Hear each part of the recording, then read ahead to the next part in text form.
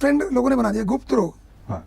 मैं सीधी बात पूछता हूँ कि किसी को फीवर है, किसी को हेडेक है, किसी को कोई और बीमारी है जो अंदर है, मतलब किडनी स्टोन है, तो उसके अलावा किसी को क्या मालूम कि उसको क्या प्रॉब्लम है? कहीं डिप्रेशन है तो किसको क्या मालूम? उसी को मालूम है जिसका तो वो बीत रहा है। ऐसे जैसे शरीर के और रोग होते हैं, ऐसे ही ये आपके सेक्स के रोग हैं। काम सूत्र जो कि महर्षि वात्स्यायन द्वारा लिखा गया। अजंता एलोरा की गुफाएं आप देखें, वो किन्होंने बनाई? बौद्ध भिक्षुओं द्वारा बनाई गई।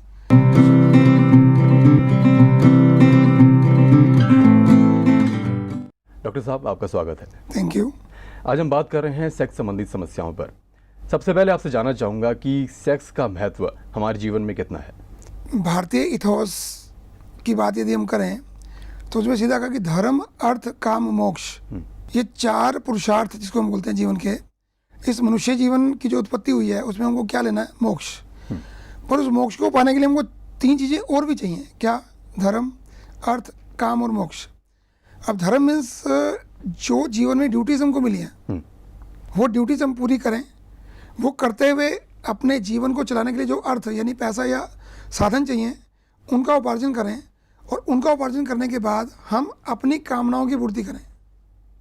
वो कामनाओं की पूर्ति में एक काम शब्द है जिसको हम सेक्स बोलते हैं। वो तभी पूरी होगी, मान लो मेरे पास आज धन भी है, संपदा भी है, सब कुछ है, पर मेरे साथ उसको उपभोग करने वाला कोई नहीं है, तो उसका उपयोग क्या है? मतलब परिवार नहीं है, बच्चे नहीं है, तो उसका फ़ायदा क्या है? दूसरा, उस काम का, सेक्स का जो दूसरा जो आध्यात्मिक पहलू है कि जब हम पैदा होते हैं तो हमारे ऊपर कई ऋण चढ़ते हैं, जैसे मातृ ऋण, पितृ ऋण, गुरु ऋण। वो कैसे उतारेंगे हम लोग?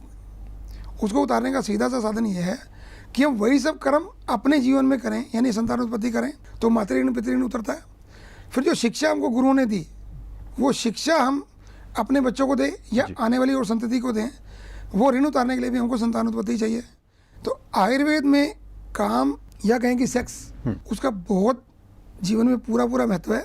उसके बिना इस जीवन में मोक्ष मिल ही नहीं सकता, क्योंकि जब तक आप कर्ज मुक्त नहीं होंगे तो मोक्ष कैसे मिलेगा? उस कर्ज मुक्ति का उपाय भी सेक्स हो सकता है। लेकिन जैसे कि हमने अभी बताया और दर्शकों को भी हमने ये माना कि कहीं ना कहीं झिझकते हैं लोग, शर्माते हैं, बात नहीं करना चाहते, तो क्या मानते हैं कहीं ना कहीं अवेयरनेस की कमी है? बिल्कुल। देखिए, मैं एक बात और कहता हूँ कि एक ट्रेंड लोगों ने बना दिया, गुप्त रोग। हाँ। मैं सीधी बात पूछता हूँ कि किसी को फीवर है, किसी को हेडेक है, किसी को कोई और बीमारी है जो अंदर है, मतलब किडनी स्टोन है, तो उसके अलावा किसी को क्या मालूम कि उसको क्या प्रॉब्लम है? कहीं डिप्रेशन है तो किसको क्या मालूम? उसी को मालूम है जिसका तो वो बीत रहा है। ऐसे जैसे शरीर के और रोग होते हैं, ऐसे ही ये आपके सेक्स के रोग हैं, क्योंकि बॉडी का एक पार्ट तो है। यदि लोग सिर्फ ये सोचते हैं कि जो यौन अंग हैं उन्हीं को सिर्फ आप सेक्स मानते हैं, तो ऐसा बिल्कुल ठीक नहीं है। क्योंकि जो सेक्स के बाद जो आनंद की उत्पत्ति होती है वो तो पूरे शरीर में होती है। तो वो जो सेक्स की स्थितियां हैं, जो गुप्त रोग जिसको बोला, यहाँ कुछ गुप्त नहीं है। पूरा का पूरा आप ये देखें, काम सूत्र जो कि महर्षि वात्स्यायन द्वारा लिखा गया। अजंता एलोरा की गुफाएं आप देखें, वो किन्होंने बनाई? बौद्ध भिक्षुओं द्वारा बनाई गई। यदि सेक्स गुप्त होता तो वो संत महात्माओं क्या वो गुफाएं में जो मूर्तियाँ उन्होंने बनाई, क्या वो बनाते? नहीं बनाते। ये तो जीवन का एक अभिन्न अंग है, तो उसमें शर्माने की कोई बात नहीं। यदि किसी को कोई प्रॉब्लम है तो सीधा डॉक्टर के पास जाना और उसकी बात करना। तो इसमें कोई अवेयरनेस की कमी ही मैं मानता हूँ। यदि अवेयरनेस होती तो ये सब बातें जो आज जिसके कारण से लोग लूटे जा रहे हैं, बिना बात के कुछ गलत मेडिसिन का उपयोग कर रहे हैं, कुछ जो अनाड़ी, जो मैं कहूँगा डॉक्टर्स हैं जिनका डिग्री भी नहीं है, क्वालिफाइड नहीं है, वो भी इसकी चिकित्सा कर रहे हैं, और बहुत से लोगों की किडनीज और ऑर्गन्स भी लॉस में जा रहे हैं। तो कहीं ना कहीं जो लोग इस पर बात करना नहीं चाहते या फिर कोई प्रॉब्लम उनको हो रही है वो छुपा रहे हैं, तो अपने आप से ही वो खिलवाड़ कर रहे हैं। बिल्कुल। देखिए, अज्ञानता क्या कि हमने पढ़ा नहीं। जब हमने पढ़ा नहीं, और दूसरा घर में एक माहौल है। घर में क्या माहौल है कि हम अपने पिता से वो अनुभव शेयर नहीं कर सकते। अभी एक बच्चे की आयु मानिए 15 से लेकर 18, 19 साल, 20 साल की आयु है, उस समय बॉडी में सेक्स ऑर्गन बहुत अच्छे से डेवलप होते हैं जी, चाहे वो लड़की हो या लड़का हो। उस समय क्या चाहिए कि जो हमारे अनुभवी व्यक्ति हैं घर में, सबसे ज़्यादा अनुभवी कौन होगा और जो सबसे प्रिय होगा वो कौन होगा? या तो माँ होगी या तो बाप होगा। पर हमारे यहाँ कुछ कल्चर इस तरह किया है कि हम बात ही नहीं कर पाते, और यदि हल्की सी बात भी हम कहीं करते हैं तो डर लगता है कि कहीं डांट ना पड़े। उस डांट से बचने के लिए हम लोग फिर ऐसे लोगों से चर्चा कर बैठते हैं कहीं ना कहीं, जिनकी आयु कितनी होती है, उन बच्चों बराबर आयु होती है। तो वो गलत ज्ञान फिर जो फैलता है, तो उसके कारण से भी ये सब दिक्कत आती है। तो मेरा एक निवेदन पेरेंट्स से खासकर है जी। कि जो एडोलसेंस एज है उस एज में बच्चों के साथ दोस्तों वाला व्यवहार करना चाहिए, और ऐसे दोस्त जिसको हम लंगोटिया यार एक शब्द अपनी भाषा में बोलते हैं जी। कि अपने अंदर की सब बात उसको मालूम है। हाँ। तो ऐसी मित्रता माँ की बेटी के साथ और पिता की बेटे के साथ होनी चाहिए। तो फिर इस तरह की जो बातें सुनने को आती हैं, जो लॉस हमको उठाने पड़ते हैं बाद में, जब शादी होती है किसी की तो बताते हैं कि ओहो गलती हो गई, बचपन में ज्ञान नहीं था, अब बड़ी दिक्कत हो रही है, तो वो सब समस्याएं बाद में नहीं आने वाली। तो यहाँ पर पेरेंट्स का एक इम्पॉर्टेंट रोल आपने बताया, जैसे कि और भी आपने कहा कि अज्ञानता एक मुख्य कारण है कि कुछ परेशानियाँ हो जाती हैं। इसके अलावा और क्या क्या कारण मानते हैं, जैसे कि कुछ गलत प्रचार, कुछ गलत एडवर्टीजमेंट्स की बात करें तो? देखिए बिल्कुल एक बात है कि आज कमर्शियल युग है, लोग ज़्यादा प्रोफेशनल हो गए, पर भारतीय चिकित्सा पद्धति आयुर्वेद की यदि मैं बात करूं, वो खाली दवा देने पे बिलीव नहीं करता, खाली कमर्शियल एंगल पे बात नहीं करता कि दवा देनी है पैसा लेना है, ऐसा नहीं है। इसमें काउंसलिंग मतलब मन बुद्धि और आत्मा की भी बात हम लोग करते हैं। मन बुद्धि आत्मा की बात क्यों करते हैं कि मन से तो सब भावनाएं उत्पन्न होती हैं, बुद्धि के पास एक पावर है जो डिसाइड कर पाती है कि ये चीज़ ठीक है या गलत है। पर उस बुद्धि के पास वो गुण कहाँ से आएगा? वो गुण आएगा संस्कारों से। संस्कार कहाँ से आते हैं? संस्कार आते हैं पेरेंट्स से या सोसाइटी से। यदि वो सोसाइटी एक अपने आप को, सोसाइटी क्या, हम बड़ी सोसाइटी की बात नहीं करते, हमारे घर में पापा हैं, चाचा हैं, दादा हैं, नाना नानी, मामा मामी हैं, इतनी सोसाइटी बहुत है सिखाने के लिए। यदि वो सब लोग अपनी ड्यूटी उठा लें कि हमको ये सब बात खुल के करनी है, तो जीवन में कभी भी बाद में बच्चों की समस्या देखनी नहीं पड़ेगी। डॉक्टर साहब, आज हमारी ये भी कोशिश है कि कुछ हम सही जानकारियाँ भी लोगों तक पहुँचा पाए, जिससे कि सेक्सुअल लाइफ या फिर जो एक नॉर्मल लाइफ होती है वो अच्छी तरह से व्यतीत कर पाएँ। तो यहाँ पर समय की अगर हम बात करें, सेक्सुअल एक्टिविटीज़ के लिए कौन सा सही समय बताना चाहेंगे? देखिए सबसे बड़ी बात तो क्या है कि मैं कुछ बातें इसमें और जोड़ता हूँ समय के साथ साथ, कि सबसे बढ़िया समय रात्रि का रहता है, और भोजन करने के 2 से 3 घंटे के बाद सेक्स करना चाहिए। इसके साथ एक बात और जोड़ रहा हूँ, खासकर न्यूली मैरिड कपल्स के लिए एक बात जोड़ रहा हूँ, वो ये है कि जब हम शादी हुई तो इसके प्रति इच्छा ज़्यादा रहती है। रूटीन में खाना खाएंगे रात को 10 बजे, तुरंत यदि सोने गए तो तुरंत जाते ही सेक्स की तरफ इंडल्ज होते हैं।